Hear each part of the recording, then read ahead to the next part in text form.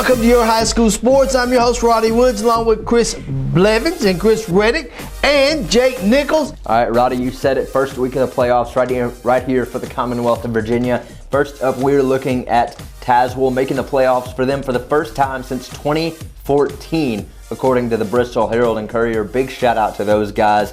They got their first winning season as well since 2009, finishing 7-3 for the regular season for Tazewell. They face Graham, the defending state champions for that region, this Saturday.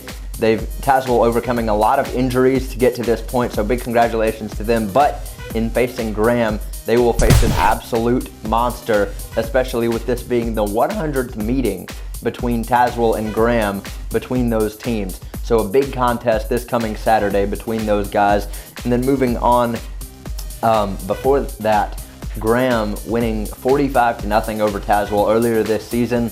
But let's see if Tazewell can be up to the challenge as we get into the postseason there in Virginia. Moving on to Patrick Henry, they're 10-0 right now, one of 17 unbeaten teams in the VHSL playoffs across all classifications right now. So big congratulations to those guys as we get into the postseason. I know they keep rolling along right now. They face Honaker this week, which is 5-5, so look for Patrick Henry to get a big win in the first round. And then lastly, a primetime matchup this week as Holston faces Eastside at Eastside. Holston 6-4 right now, and Eastside 5-5 going into the postseason.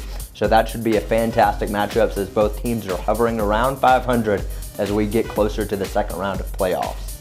Let's talk about Lakeway. What happened to Crockett? Well, the biggest thing with Lakeway, we don't have anybody in the playoffs right now, so they're all talking about that. But I just want to hit on a little bit of something about Davy Crockett this week. Played Knox Central there. And when they East beat them at the end of the season, what we talked about all year long, you got to play through every game. They put them in a bad bracket, and Central went to town a little bit. I know that they had a really good quarterback. I know that Davy Crockett had a great season. Yeah. Man, Central, man, they're just coming from the. When you get to the playoffs, this is a big boy game, so I just wanted to kind of put out there how important it is to play every game through the regular season because one game, the whole season, put them in a bad spot. Oh, yes, it did. Yes, it did. Put them in a bad spot, lose to Morristown East. Now Knox Central's got to play Gibbs, so and I think that could have been a good matchup for Davy Crockett. Yeah. So, but now it's not. It doesn't matter. So. No, it's playoff time. It's like we talked about last week. Yep. One game. It's a one-game season. It's win or go home. Go home. Exactly. And go hunt turkeys. Exactly. All right. What's going on up your way? Well, we'll play off the 5A. I want to talk about Daniel Boone, opposite of Davy Crockett, and just talk about what a whirlwind of turnarounds. He mentioning Davy Crockett. Just a few weeks ago, guys, we had Crockett as one of the top teams in the state. Mm-hmm. We weren't even talking about Daniel Boone. Daniel Boone had a terrible start since the loss to Charlie Cole, but my goodness, let me tell you what kind of turnaround have we had in the last few weeks. Yes, we have. Crockett is out with all that talent. Boone is still in. I told you this last week, Roddy. I said it doesn't matter. In that 5A, you could have easily a 1 beat a 4 beat a 1, which happened with Gibbs beating Tennessee High. Right. And then, like I said, look at what Daniel Boone is doing. And Daniel Boone, what has turned their season around, is a player by the name of Brendan Blair. He was one of our players of the week a couple of weeks ago. He's been filling in for Charlie Cole, and he has been lights out filling those shoes. And the defense has just been finding a way to win. Haven't been the prettiest of wins here lately, but they know how to find a way to win. But what I really want to talk about is what it's about to set up. And that is Greenville and Anderson County. Yeah, it is. This is probably the top game of the state, at least in my opinion. It is. A lot is at stake. Unfortunately, you got the top 3 teams in Florida that's right there in the one corner there that kind of cancel each other out by the second round. And this is one that could possibly happen. And I kind of was looking at what team is really better, and it's really hard to say because guess what? If you remember, both of these teams lost by what team? Powell, Knox Powell. Yes. Knox Powell's a powerful team. Yes. So I was like, they both barely lost by Powell, but Anderson County actually put up more points in that game, but Anderson County also gave up more points in that game. So you're like, okay, let's look at maybe another game. Well, East Hamilton, Greenville just beat them in the playoffs pretty bad. That game was really over by halftime. I think it was like 45-40 at the half. Yep.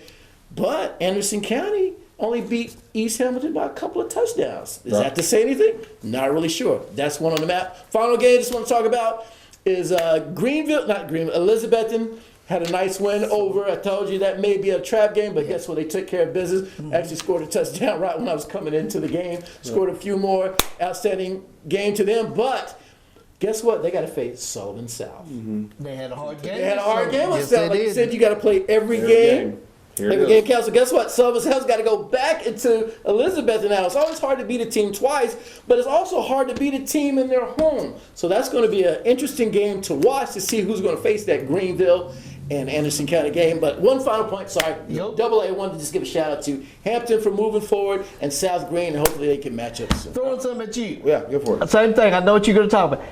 Greenville and Powell. Couple things in that first meeting. Well, I was going to say, too, Powell just scored 60 points on Lenore City. I know that's not a big deal, but 60 points, guys, that's the most points I've seen on my whole papers. You make me feel good. So Powell is still good, but that Powell's just gives you still an good. idea of what they're going up against. Yes. And one more thing, Chris, and I'm just throwing this out there. I think Elizabeth is going to beat Southern South just because they're going to get a home game. But see, Greenville. see, because the thing about this, that Greenville game, the comparison, what you did, Powell, they both played Powell, Anderson County. But that first game when Greenville played Powell, Sure. it was raining, number one, brand new quarterback, brand new coach, on the road Thursday night, hey.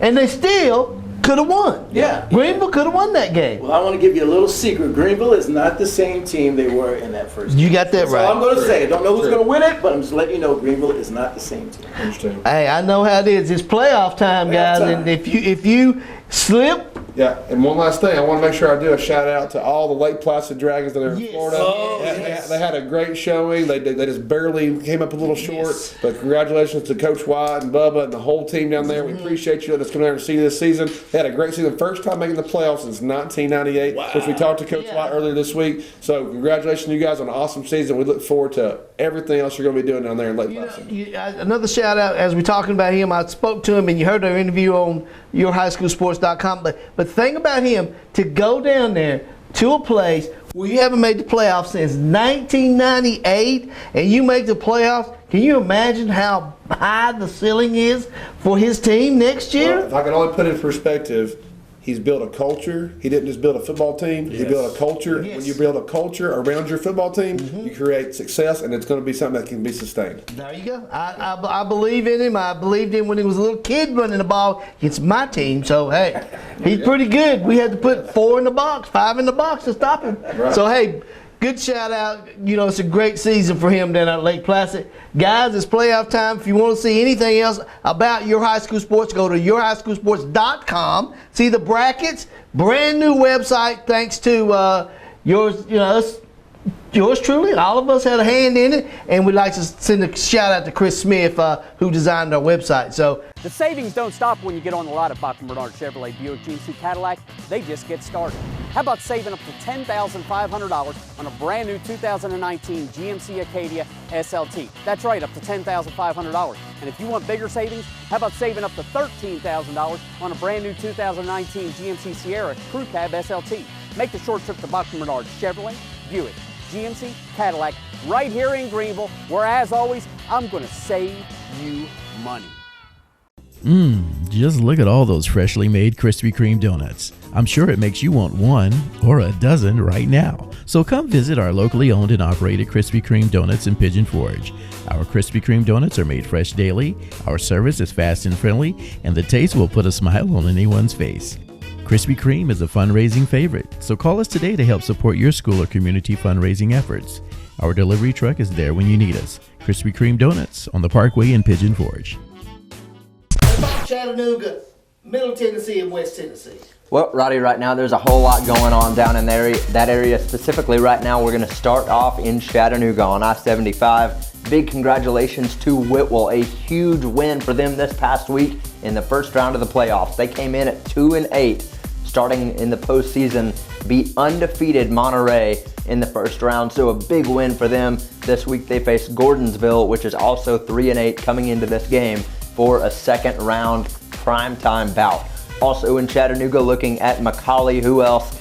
8-2 right now. This week they face Christian Brothers out of Memphis, which comes in at 6-4. McCallie lost to Innsworth earlier this year to end the regular season, looking to avenge that, obviously, as they face a team from the 901 in the first round. Christian Brothers, meanwhile, lost 10-7 in their last game of the regular season, but they are deceptively good. They lost 21-17 to Briarcrest, a very good Memphis team, earlier this season, so it should be a great matchup between those two down in Chattanooga. Also in Chattanooga, looking at Baylor, the Red Raiders right now 9-1 on the season as they face Montgomery Bell Academy out of Nashville, which is just 6-4 right now, but has put up several good fights this season, most notably with a couple big victories in the regular season.